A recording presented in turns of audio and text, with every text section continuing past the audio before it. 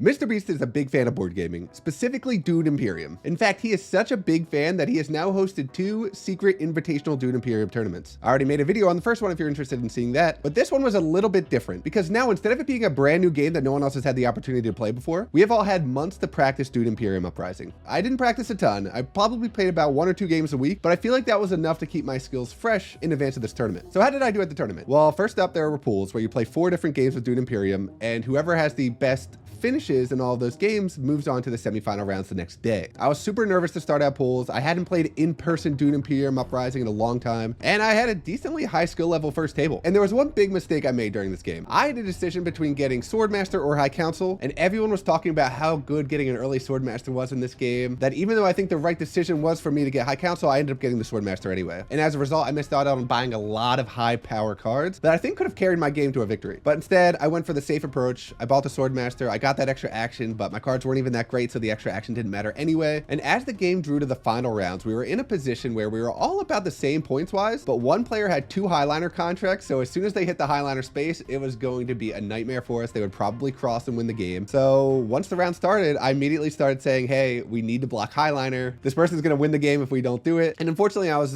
pretty unsuccessful at convincing anyone. I guess that goes to show how mediocre my table talking skills are, but I did my best to get whatever points I could that round, but that player ended up winning the game. I ended up getting 3rd, and it was a really rough start because you have to win a couple of games. You have to finish really well and move on to the next day. We were going from a pool of 36 players down to 16, so you really needed to perform your best. And starting out with a 3rd place is not where you want to be. So I was disappointed in myself after that game, and I decided I'm not going to play safe this tournament. I don't care if I'm playing unconventional, if I'm doing things that are weird. I'm going to take whatever path I think is the best to get me to the finals, and if I crash and burn along the way, at least I did everything I could to win. And after I made that shift in mindset, my results really started to turn around. I ended up winning my 2nd game, I won my 3rd game, and at that point I had one of the best scores of all the people in the tournament. My score was so good, in fact, that I didn't even really have to try in the 4th game, because even if I finished in 4th place, my score was good enough to allow me to play tomorrow in the semifinals. And the 4th table was very interesting. It was a really good table. It was with all the other high place finishers, and it included Jimmy himself. And big caveat here, we did say we were having more of a fun game, we weren't going to try as hard, but even though we said that, I ended up picking my favorite leader, Shaddam Carino, just so I could try to get the victory. And even though I started with an atrocious first hand, I managed to win that game too and had the best score coming out of pools. Unfortunately, finishing really well in pools doesn't really matter for semifinals because they didn't use your ranking to seed you into the tables. And unfortunately, I got a pretty rough semifinal table. I had some very, very skilled opponents at my table. And the way the semifinals worked is the top 2 players at the table move on. So everyone's shooting for 1st or 2nd place. If you move on from that game, you play another game where the top 2 players move on again. And if you move on from that table, you're at the final table where if you win, you get $20,000. So my goal was get 1st or 2nd in 2 games in a row, and then I'm playing for the money. And I ended up going to bed pretty early before the final round so I could contemplate what my strategy was going to be. And keep in mind, there are no easy opponents in this tournament. I am playing against the best Dune Imperium Uprising players in the world, and their skills truly showed. So I really wanted to put a lot of thought into what my strategy was going to be moving forward. And I figured with the top 2 places moving on, there are going to be a lot of people playing safe strategies just to try and squeak their way through to each incoming round. And what's a safe strategy in Dune Imperium Uprising? It's playing a diplomacy and Spice Must Flow oriented strategy where you can just get consistent points and just try to step up. So I figured going into my game, no one's going to be going for combat strategies. So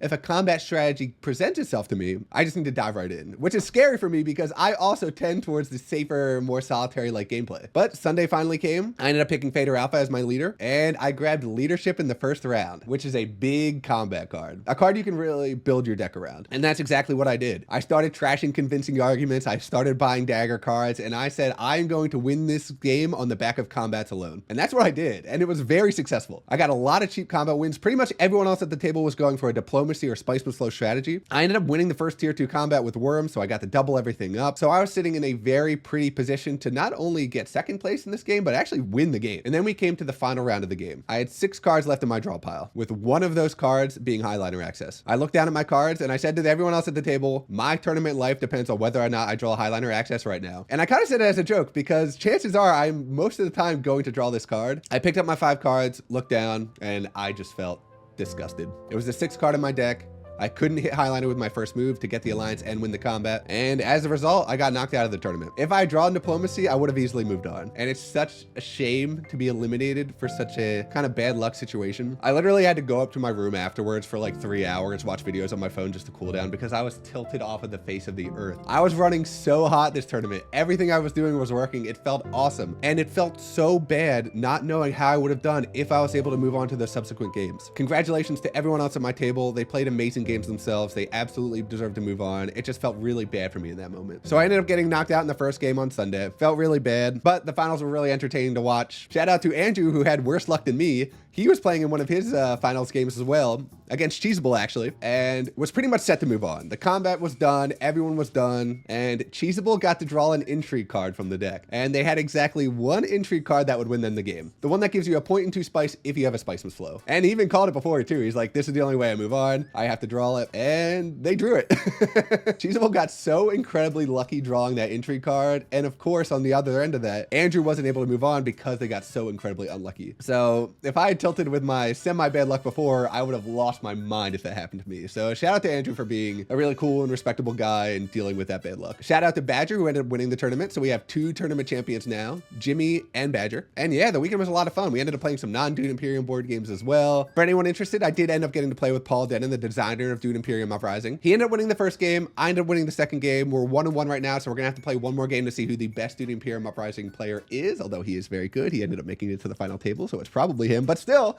we are 1-1 right now, so to be decided who's the best. And for anyone who watched the previous video where Lanny bailed on playing a Dune Imperium Uprising game with me, we actually ended up playing 2 games at this tournament. Not actual tournament games, they were more for fun games, but I ended up crushing him in both games. So maybe that's why I didn't want to play with me after all. Shout out to David and Ryan from the Man vs. Meeple YouTube channel as well. They didn't have a ton of experience with Dune Imperium Uprising. They weren't really a part of the community when they came in, but they were super friendly. They got to talk to everybody, and I feel like they did a really good job of kind of integrating themselves into this community that we built. And obviously shout out to the Direwolf team, to the Mr. Beast team for help organizing this awesome event. It's so much fun. I hope they keep doing it. But like I said, super fun event. I'm glad to be invited, and I hope they keep doing it. Thank you so much for watching, and take care.